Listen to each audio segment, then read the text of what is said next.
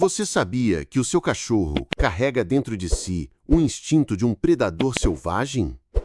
Muito antes da primeira casa ser construída, um pacto silencioso estava sendo selado entre humanos e lobos. Eles não foram forçados, eles escolheram. E essa escolha mudou para sempre o destino das duas espécies. Mas como um animal tão temido se tornou o nosso melhor amigo? Você sabia que a primeira amizade entre espécies pode ter surgido no auge da Era do Gelo? Imagine um mundo congelado, onde a sobrevivência dependia de decisões instintivas, e um predador feroz, o lobo cinzento, começou a se aproximar das fogueiras humanas. Não foi por curiosidade, foi por necessidade. Um encontro improvável estava prestes a reescrever milhões de anos de evolução. Os humanos deixavam restos de caça ao redor dos acampamentos e alguns lobos, famintos, viram ali uma chance de sobrevivência. Mas apenas os mais calmos, menos agressivos, conseguiram se manter por perto. Os violentos eram mortos. Os pacientes, tolerados. Sem perceber, o comportamento já estava selecionando uma nova linhagem. Lobos que não caçavam humanos, mas que começavam a observá-los, de perto. Esse primeiro passo, silencioso e arriscado, deu início a algo muito maior do que uma busca por alimento. Era o começo de um vínculo ancestral, construído à base de escolhas sutis e instinto. Mas essa aproximação era só o início. O que aconteceu nas gerações seguintes transformaria completamente o destino desses animais, e o nosso também. Ao contrário do que muitos acreditam, os humanos não domesticaram os cães. Foram os próprios lobos que se domesticaram. Isso mesmo. A transformação não começou com coleiras ou jaulas, mas com uma escolha evolutiva silenciosa. Aqueles que não atacavam, que demonstravam menos medo, sobreviviam melhor perto dos humanos, e foi aí que a mudança começou.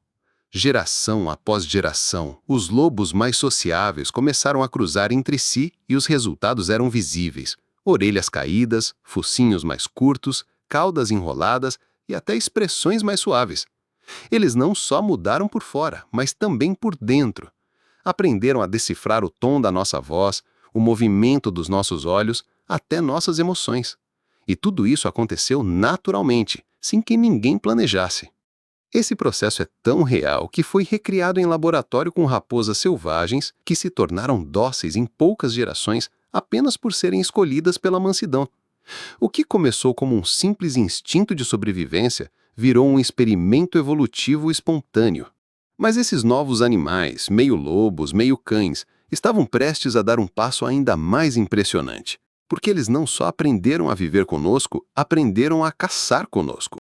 E se eu te dissesse que os primeiros cães não eram apenas companheiros, mas verdadeiros parceiros de guerra nas caçadas? Esses animais, que antes apenas se aproximavam dos acampamentos, começaram a ganhar espaço dentro da estratégia humana de sobrevivência. Eles alertavam sobre ameaças, farejavam presas e ajudavam a cercar animais selvagens. Pela primeira vez, duas espécies predadoras uniram forças, e os resultados foram poderosos. Enquanto os humanos aprimoravam suas lanças, os protocães afinavam seus sentidos para caçar ao nosso lado. A comunicação entre eles não era falada. Era feita por olhares, gestos e puro instinto. A parceria funcionava tão bem que os cães passaram a ser vistos não apenas como úteis, mas como indispensáveis. Eles protegiam as tribos à noite, guiavam durante longas jornadas e até encontravam alimentos enterrados na neve. Era um contrato silencioso, mas extremamente eficaz. Esse elo de confiança e cooperação foi o verdadeiro nascimento da amizade entre homem e cão. Não era afeto no início, era estratégia de sobrevivência. Mas, à medida que conviviam, algo inesperado começou a acontecer. Um laço emocional, invisível, começou a se formar. E o que esse vínculo provocou no nosso cérebro foi ainda mais surpreendente. Você sabia que olhar nos olhos de um cachorro pode liberar o mesmo hormônio que uma mãe sente ao olhar para o próprio filho? É a oxitocina, o chamado hormônio do amor. Essa conexão bioquímica não acontece por acaso. Ela é resultado de milhares de anos de convivência. Cães e humanos desenvolveram um vínculo tão profundo que transformaram a biologia um do outro. Literalmente, evoluímos para amar essa espécie. Conforme os cães se tornavam parte das tribos, os humanos começaram a interpretar melhor emoções não verbais, gestos, expressões faciais, intenção no olhar. Isso refinou nossa empatia, ampliou nossas habilidades sociais e até influenciou o desenvolvimento da linguagem corporal. Em troca, os cães passaram a ler nossas emoções como nenhuma outra espécie consegue. É como se, ao longo do tempo, tivéssemos afinado nossos cérebros para entender um ao outro. E foi exatamente esse laço invisível que cimentou o lugar dos cães nas nossas vidas.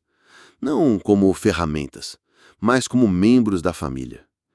Eles não só moldaram o jeito como pensamos, sentimos e nos relacionamos, como também participaram da construção de algo maior. Porque antes de inventarmos as cidades, já tínhamos construído algo com eles: confiança. Mas o que tudo isso realmente significa sobre quem somos vai ainda mais fundo. Surpreendente, mas real, cães e lobos compartilham 99,9% do mesmo DNA. Isso mesmo, aquele pet carinhoso que dorme no seu sofá é geneticamente quase idêntico a um predador das florestas. A diferença entre eles é mínima no código genético, mas imensa no comportamento. E essa pequena margem foi moldada por milhares de anos de convivência com os humanos, uma transformação silenciosa, mas extremamente poderosa. Estudos genéticos mostram que as principais mudanças entre lobos e cães estão em regiões do DNA ligadas à sociabilidade, ao medo e à digestão. Enquanto lobos ainda evitam contato direto com humanos, os cães desenvolveram mutações que os tornam mais receptivos, mais confiantes e até mais tolerantes à nossa comida. Mas o que impressiona é o quanto essas pequenas alterações criaram animais completamente diferentes no modo de viver, agir e se relacionar. Ou seja, o seu cachorro ainda tem o lobo dentro dele, só que com o volume emocional ajustado para a convivência. Por fora, ele pode parecer dócil, mas por dentro carrega um instinto milenar. E é justamente essa dualidade que torna os cães tão fascinantes. Porque mesmo com toda essa semelhança genética, eles passaram a ver os humanos não como ameaça, mas como parte da matilha. E o que essa nova alcateia criou vai muito além do que você imagina. Você já reparou que alguns cães começam a uivar ao ouvir uma sirene, um instrumento ou até uma voz grave? Isso não é coincidência, é herança direta dos lobos. Nos ancestrais selvagens, o uivo era uma forma de comunicação vital. Marcava território, chamava membros da alcateia e coordenava caçadas. E mesmo depois de milhares de anos de domesticação, esse instinto ainda vive nos cães de hoje. Esses sons graves ativam uma memória genética adormecida. Para o cérebro do cão, aquela sirene soa como o chamado de um lobo distante, e ele responde como faria na floresta. É um reflexo antigo, tão enraizado quanto latir ou farejar. E quanto mais próximo o cão estiver da genética do lobo, maior a chance de ele uivar. Raças como huskies, malamutes e pastores alemães, por exemplo, são campeãs nesse comportamento. Mas esse comportamento curioso é apenas uma das muitas pistas de que o lobo ainda vive, silenciosamente, dentro dos cães modernos. De hábitos noturnos ao faro apurado, os sinais estão por toda a parte. A pergunta agora é: o que mais o seu cão carrega dos seus antepassados selvagens? A resposta está onde quase ninguém olha: no passado enterrado da história humana. Pouca gente sabe, mas a frase "o cão é o melhor amigo do homem" não é só um ditado popular. Ela tem raízes históricas profundas. Em 1870, essa expressão foi usada num tribunal dos Estados Unidos, quando um advogado defendeu o cão de seu cliente como um companheiro fiel, mais confiável que muitos humanos. Mas a lealdade dos cães vai muito além da retôrica. Ela é documentada há milhares de anos, em tumbas, pinturas e rituais sagrados. A relação é antiga e real. No Egito, cães eram enterrados com honras. Em Roma, recebiam epitáfios emocionantes. Algumas tribos nômades do Ártico acreditavam que os cães guiavam almas para o outro mundo. E em muitas culturas, matar um cão fiel era considerado um crime espiritual. Essas histórias provam que os cães não eram apenas úteis, eles eram parceiros, guardiões, amigos e, às vezes, figuras quase divinas. Ao longo da história, eles protegeram nossos lares, guiaram nossos caminhos e ficaram ao nosso lado mesmo quando todos os outros foram embora. Não é à toa que essa frase atravessou séculos. Mas o que torna essa conexão tão forte? Por que, entre todas as espécies, foi justamente o cão que conquistou esse papel? A resposta envolve laços invisíveis que mexem com o nosso próprio instinto. A história que une lobos e cães é muito mais do que uma simples transformação animal. É o começo de uma amizade que moldou o destino da humanidade.